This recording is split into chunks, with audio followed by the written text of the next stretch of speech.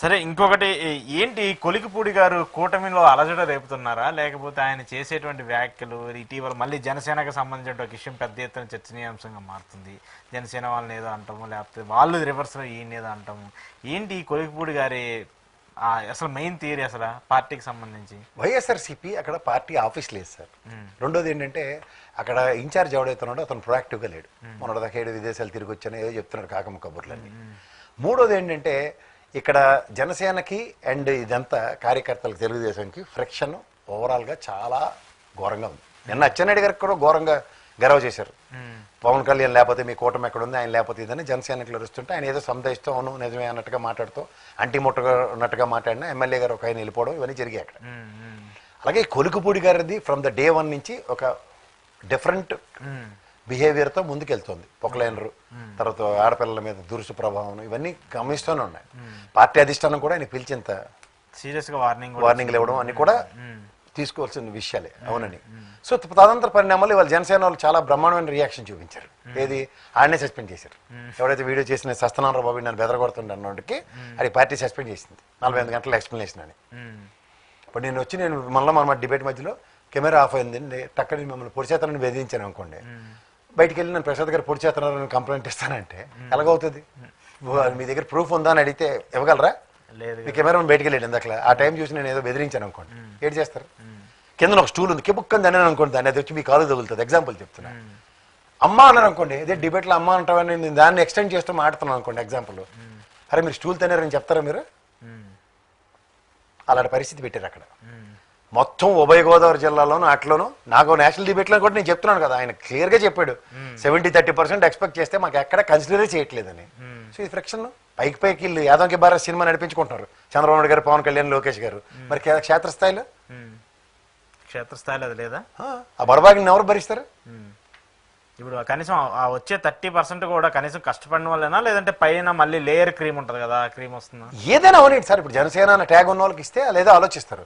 అది లేనప్పుడు ఇప్పుడు రాజకీయాల్లో ఆస్పిరేషన్స్ లేకుండా పార్టీలో జాయిన్ అయ్యి చారిటబుల్ ట్రస్ట్లు కాదు కదా, మదర్ తెరిస్తే ఆశ్రమంలో జాయిన్ అయ్యి వచ్చిన వాళ్ళందరికీ స్నానాలు చేపిస్తాను, తల్ల కత్తిరిస్తాను, కాళ్ళు పడతాను ముసలికి ఇలాంటివన్నీ చెప్పరు కదా.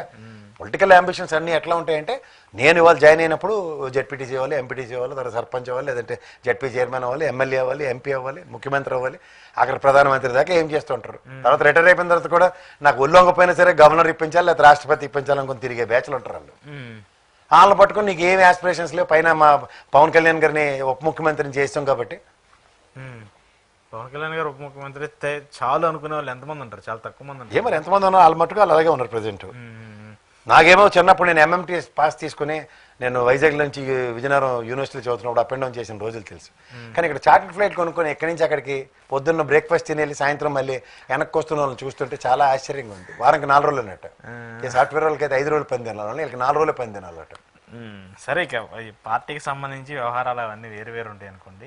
అయితే ఇప్పుడైతే మీరు చెప్పేదాని ప్రకారం చాలా అసంతృప్తిగా ఉన్నారు జనసేన నేతలు. ఖచ్చితంగా ఉన్నారండి. అది సాధారణంగా అధికారం చెలాయిస్తున్న పార్టీ ఇంకా ఎక్కువ అసంతృప్తి ఉంది. ఎందుకంటే ఎంత అధికారం ఉండి కూడా నాకు ఇంకా ఏం పదవుల్లో 3వ లిస్టు ప్రాణాలు దిగించి చంద్రబాబు నాయుడు గారి జీవితంలో ఫస్ట్ టైం 2 సార్లు ఇచ్చారు. కానీ ఈ 3వ లిస్టు మళ్ళీ యథరాజా తదా ప్రజా అన్నట్టుంది. ఉగాదికైనా వస్తుందా రాదా అని ఒక బిక్కుమని ఉగాది టైంకి లిస్టు రిలీజ్ అయిన దాంట్లో మా పేరు లేవని వాళ్ళ ఫ్రిక్షన్. ఇంకా 2 నెలలు అయితే 1 year అయిపోద్ది.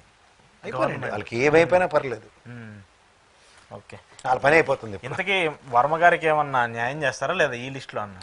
ఏమో నాకు తెలియదు, నన్ను ఇన్వాల్వ్ చేయకండి. కాదు సార్ పాపం ఆయనేమో ఈ మధ్య ట్విట్టర్లో కావచ్చు ఆయన సోషల్ మీడియా ప్లాట్ఫామ్స్లో పెద్ద పోస్టులు పెడుతున్నారు, నా ప్రజలే నా దేవుళ్ళు, నేను ప్రజల కోసం ఉంటానని చెప్పి. అయితే ఇదే లోపి పట్టండి సార్, మీరు ప్రజలకు మిమ్మల్ని కాపాడుకోవాలంటే ఇండిపెండెంట్గానే నిలబడడానికి లేదా తెలుగుదేశం మళ్ళీ కరీం నుంచి కటాక్షించి మీ టికెట్ మీకు ఇస్తే అన్నదే ఉంటుంది. అంటే దానికోసం ఏమైనా బ్యాక్గ్రౌండ్ గ్రౌండ్ ప్రిపేర్ చేస్తున్నారా అని అనుకోవచ్చు కదా. ఏదైనా అనుకోనండి సార్, ప్రజెంట్ అయితే ఎవరికి ఏం చేయడానికి ఏమీ లేదు. 5 ఏళ్ళ పాటు ఎవరు ఏం చేయలేదు, పంచేంద్రియాలు మోసుకు కూర్చోడమే. అప్పటిదాకా వర్మ గారు ఎలాగోలా కాలం వెళ్ళదీయటమే. ఎవరు చుట్టుపక్కల గుళ్ళు అవన్నీ ఉంటే పురాణాలు కాలక్షేపాలు చేసుకుని తిరగడమే. కానీ ఆయనకి చేసింది అన్యాయం. లేదంటే ఓనర్ చార్టర్డ్ ఫ్లైట్ ఏమైనా కొనుక్కుంటే హైదరాబాద్లో ఏమైనా గెస్ట్ హౌస్ తీసుకుంటే వారానికి 3 రోజులు 2 రోజులు నియోజకవర్గం. కాదు సార్, ఆయనకి చేసింది అన్యాయమా కాదా చెప్పండి, అన్యాయమా కాదా? న్యాయం ఏంటో చెప్తే న్యాయమో అన్యాయమో చెప్పచ్చు. ముందు త్యాగశీలమ్మ మహిళని జయప్రదలాగా నా చెల్లిని పెళ్లి చేసుకో నాకు పర్లేదు అన్నట్టు నిలబడితే ఏమవుతుంది? అలాగే అవుతుంది. కానీ పాపం ఆయన త్యాగం చేసి సాక్రిఫైస్ చేసి ఇచ్చినందుకు ఇప్పుడు అంతులేని కాదు జయప్రదని ఈ రోజైనా మనం స్మరించుకుంటున్నాం లేదా? ఎందుకు?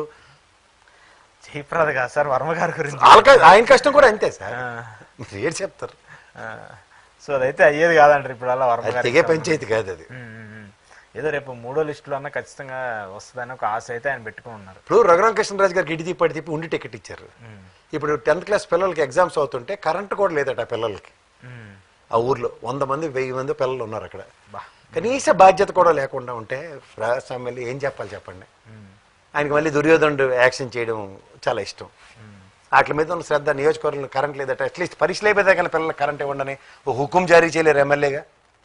ఖచ్చితంగా ఉంటుంది కదా, చేయాలి కదా. ఆ పిల్లల గురించి నేను ఇలా 2 చీట్లు దండం పెట్టి వేడుకుంటున్నాను. రఘురామ కృష్ణరాజు గారు, మీ హుండి పరిసర ప్రాంతంలో పిల్లలు చాలా మానసికంగా ఇబ్బంది పడుతున్నారు. కరెంటు లేక 10th క్లాస్ రాస్తున్న పిల్లలు వాళ్ళ వీడియో చూసి ఇలా 2 చీట్లు ఎత్తి అభ్యర్థిస్తున్నాను. మీరు రాజ కుటుంబంలో పుట్టిన వాళ్ళు, రాజులకి ఔదార్యం ఎక్కువ, ఔదార్యం చాటుకోండి. చేయాలి.